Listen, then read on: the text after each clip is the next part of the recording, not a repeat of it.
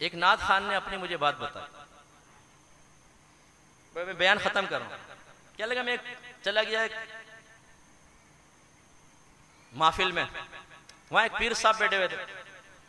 मैंने शेर पढ़े, दो चार इशारे पीर साहब की तरफ किए। पीर साहब का हाथ गया जेब में, दबा के, जबरदस्त, बहुत कमाया मैं। फिर कहने लगा कि वो मैं हज पर जाना था मुझे, पीर साहब ने भी हज पे जाना था। मैंने सोचा चलो साथ ही चले जाएंगे, लेकिन वो जा नहीं सके, पीर साहब रुक गए।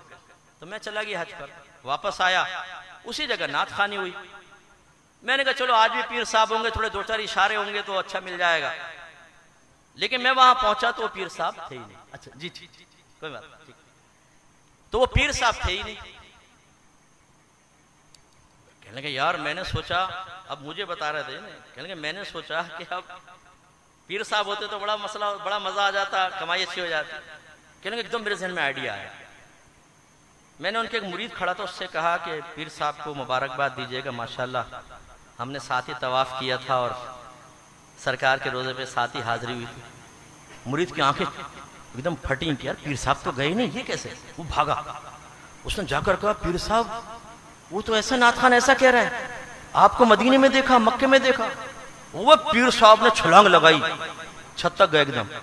वो बसें तैयार करो, 5-6 बसें ले आए ना, आके बैठे हो।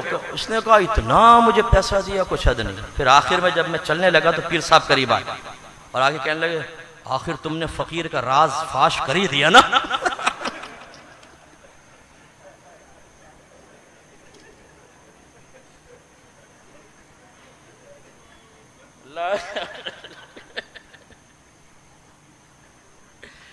भाई नाथ खानो तुमसे हाथ जोड़ के माजरत, हर एक नाथ खान ऐसा नहीं होता, लेकिन तुम में बहुत सारे ऐसे भी होते।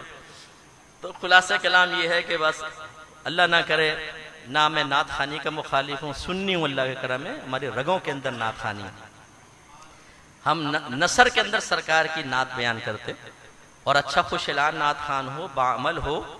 मैं सुनता हूँ, मुझे बड़ा ज़ौक़ हासिल होता है, अल्लाह के करम है, बड़े ज़ौक़ से मैं सुनता हूँ।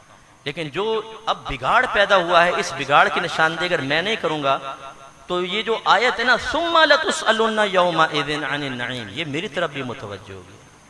अल्लाह ताला मुझसे अगर फरमाएगा तुम्हें इज्जत दी थी, तुम्हारे बहुत से लोग तुम्हारी बातें सुनने और मानने के लिए तैयार थे, किस चीज ने तुम्हारी जबान को रोका? पैसों ने, इनकी जबान से निकलने वाले तारीफी अल्फाज ने, या तुमने अपनी शख्सियत को तनकीद से महफूज रखने के लिए कि मुझे कोई बुरा ना कहे?